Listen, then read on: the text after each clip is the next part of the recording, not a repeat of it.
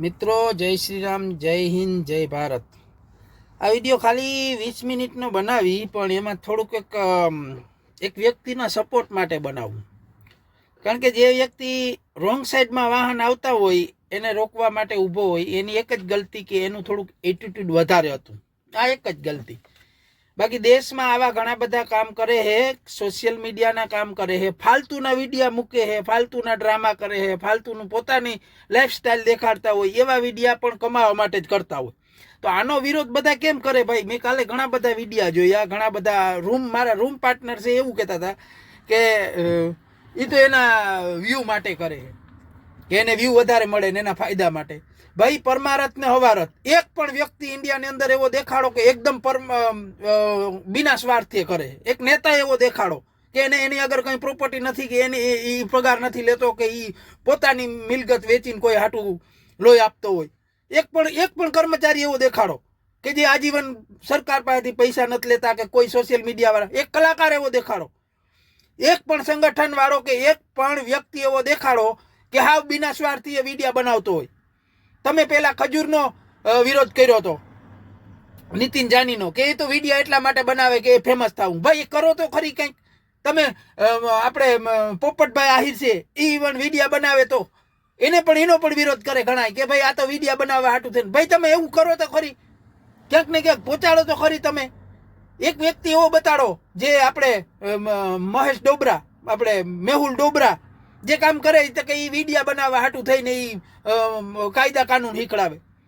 ભાઈ વિરોધ એના બધાય ના થાય. અને આ જે પિયુષ ધાનાણી છે ને, એ મસ્ત વ્યક્તિ એની આજથી વર્ષો પહેલા એનું એક કૂતરું રોંગ સાઈડમાં મરી ગયું હતું. એ તમને ખબર છે? એક મિત્રની એક્સિડન્ટ રોંગ સાઈડમાં થયો હતો. તે દિવસનો એની પ્રેરણા લીધી કે હું આ રોંગ સાઈડમાં જ્યાં ભૂટકીએ ને આવું બધું કર્યું. તો તમે એ લોકોને સપોર્ટ કરવાને બદલે, અને માય ગાંગલા નફુંસક હોય ને એ માણા આ માણાને સપોર્ટ ન કરતો હોય. કારણ કે એ માણા આપણી માટે કરે છે. જેની ફેમિલીમાં રોંગ સાઈડમાં આવીને નિર્દોષ માણાની જાન ગઈ ને એને ખબર છે. તમે રોંગ સાઈડમાં તમે જતા હોય તમારી મસ્તીમાં, તમને એમ થાય કે હું કાવું મારીને કાઢી લે, સામેવાળાને ખબર જ ન હોય કે એક સાઈડમાં સામેથી રોંગ સાઈડમાં આવે ભગત. તો એ સારું કામ કરે, પોલીસનું કામ કરે, સીસી કેમેરાનું કામ કરે અને ભારત દેશનું કામ કરે. તો એમાં તમને શું વાંધો હે ભાઈ? 5 જણા એને પબ્લિક વચ્ચે મારે છે ને એ લોકોને બીજા પાવિયાની જેમ જોવે છે ઊભીને, બરોબર છે?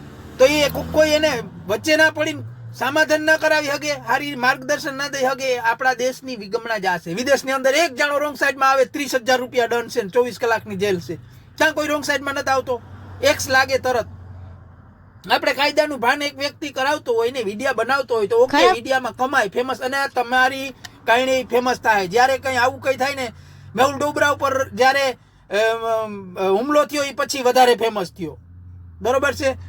ખજૂરભાઈ છે એ અને એના વિરુદ્ધમાં ઘણા વિડીયો આવવા માંડ્યા તો વધારે ફેમસ થયો. એ જ રીતે પોપટભાઈના પાછળ ઘણા બધા એ રીતે કોમેન્ટ કરે, એ રીતે ઓલું કરે તો વધારે ફેમસ થયો. કોઈ પણ વ્યક્તિ હોય એનો વિરોધ થાય ને જેલમાં જાય ને બાઠા ખાય ને પછી વધારે ફેમસ થાય.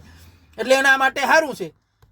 પણ આ આપણા દેશની કાનૂન, આપણા દેશની વ્યવસ્થા અને આપણા દેશના લોકોની માનસિકતા બહુ ખરાબ છે, બહુ અતિશય ખરાબ છે. જે આઉટ ઓફ કન્ટ્રી ગયા હોય અને ક્યાંક માણાની વચ્ચે 5 જણા વચ્ચે વાત કરી શકતા હોય ને એવા વ્યક્તિઓને ખબર હોય સવારથ વગરની દુનિયા જ નથી અત્યારે. કોણ ભાઈ સવારથમાં નથી સમજતું? સોશિયલ મીડિયા એક એવું પ્લેટફોર્મ છે કે દુનિયાના સૌથી વધારે ફાયદા એમાં છે. એના ઉપરથી ઘણું બધું શીખવાનું મળે ભાઈ.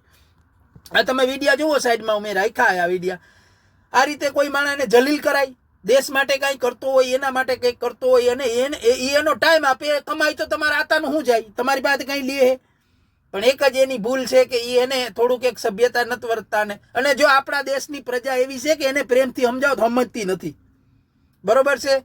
અને એ ભાઈડો માણસ એને પાડી નાખ્યો તો પણ મોટરસાયકલને પકડતો તો. આવો ભાઈડો માણસ ઇન્ડિયામાં હોવો જોઈએ. અને આને ફેમસ કરવો, અને ફેમસ થઈ જાય, ટેન્શન લ્યોમાં. બધા મીડિયાવાળા અત્યારે એની નોંધ લે છે, મોટા મોટા નેતા નોંધ લે છે, મોટા મોટા કર્મચારી નોંધ લે છે, અને દેશની હારી જનતા છે ને એ પણ એની નોંધ લે છે કે ભાઈ સારું કામ કરે.